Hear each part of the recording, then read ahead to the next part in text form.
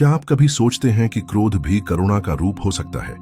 क्या कोई ऐसी शक्ति हो सकती है जो प्रेम के लिए सिंह की तरह गरजे और अधर्म को अपने नखों से चीर दे? नमस्ते आत्मिक यात्री, आज हम प्रवेश कर रहे हैं एक ऐसे रहस्य में जो केवल पुराणों की कहानी नहीं बल्कि चेतना की एक विस्फोटक क्रांति है।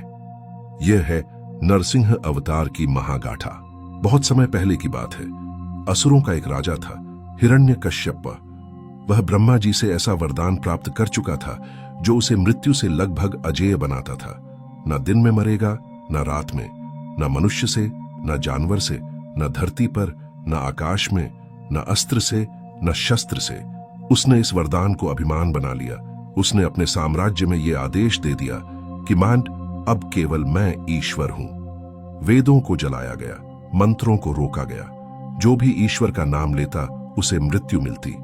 लेकिन नियति को कौन रोक पाया है? उसी हिरण्यकशिपु का पुत्र था प्रहलाद, एक बालक जिसकी चेतना में विष्णु बसते थे, जो हर क्षण हर श्वास में बस एक ही नाम जपता था, नारायण नारायण। प्रहलाद के मन में ना भय था ना द्वेष। वो जानता था कि सत्य को रोका नहीं जा सकता, बस असत्य को समय दिया जाता है नष्ट होने के लिए। अंधकार के उस महल में जहां दीवारों पर तंत्र की छाया लिपटी थी, जहां हर कोना अहंकार की गूंज से भर चुका था, हिरण्यकशिपु की क्रूरता अपने चरम पर थी। उसने अपनी ही संतान प्रहलाद को मारने के लिए अग्नि में झोंका, सांपों के बीच फेंका, ऊंचाई से गिरवाया, तलवारें चलवाईं, पर हर बार कोई अदृश्य शक्ति उसे बचा लेती। हर असफल हत्या के बाद हिरण्यकशिपु का चेहरा और भी क्रूर और उसकी आंखें और अधिक पागलपन से भर जाती। कहां है तेरा भगवान? वह चीखता। क्या वो यहां है? क्या वो इस स्तंभ में है? और प्रहलाद शांत स्वर में बस यही कहता, हां प्रभु, हर जगह है, इस स्तंभ में भी। और फिर वो क्षण आया जब समय रुक गया, जब ब्रह्मांड की धड़कनें थम सी गईं। हिरण्यकशिपु ने उस स्तंभ को गुस्से में लात मारी और उसी पल स्तंभ फटा, पत्थर चटका। ध्वनि नहीं, यह प्रलय की गूंज थी। शब्द नहीं, यह ब्रह्म की हुंकार थी। उस टूटते स्तंभ से जो प्रकट हुआ वह ना मनुष्य था, ना पशु। वह था नरसिंह, आधा मानव आधा सिंह।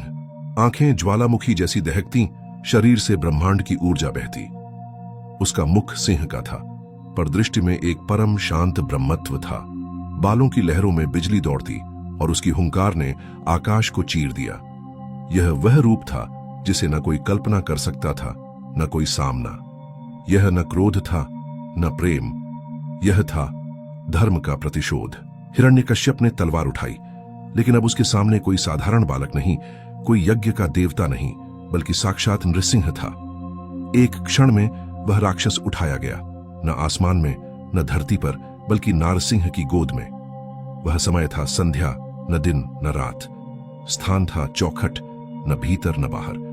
और शस्त्र न तलवार न बाण, केवल नख। नरसिंह ने हिरण्यकशिपु की छाती चीर दी, जैसे कोई काल पुराना आरण चुका रहा हो। उस राक्षस का अंत हुआ, लेकिन वह अंत केवल उसके जीवन का नहीं था। वह था अधर्म के अभिमान का अंत। वह था उस अहंकार का अंत जो खुद को ईश्वर समझ बैठा था। नरसिंह की आंखों में अभी भी ज्वाला थी। वह शांत नहीं हुए थे। धरा कांप रही थी। देवता भयभीत थे। प्रलय के संकेत गूंज रहे थे। क्यों? क्योंकि यह रूप केवल दंड देने नहीं, धर्म की मर्यादा स्थापित करने आया था। प्रहलाद धीरे धीरे पास आया। फोल्डेड हैंड्स में करुणा की लहर थी। प्रभु, उसकी आवाज में प्रेम भी था और प्रार्थना भी। नरसिंह ने उसकी ओर देखा। पहली बार वह मुख शांत हुआ, आंखों की अग्नि मंद हुई, और फिर सिंह का वह रूप मानव में विलीन होने लगा। नखों से रक्त हटने लगा, जैसे ब्रह्मांड ने अपने भीतर की अग्नि को बुझा दिया हो। यह केवल एक कथा नहीं है, यह चेतावनी है उस शक्ति की जो प्रेम भी है पर न्याय भी। नरसिंह अवतार हमें याद दिलाते हैं कि चाहे कितनी ही बड़ी ताकत क्यों न हो, जब वह धर्म की सीमाएं लांघती है तो स्वयं ईश्वर को अपने रूपों की सीमाएं तोड़नी पड़ती हैं। यह रूप, यह अवतार, यह कथा हमें सिखाती है कि परमात्मा हर रूप में है, पर जब उसकी परीक्षा ली जाती है तो वह रूप मात्र नहीं, समय बन जाता है।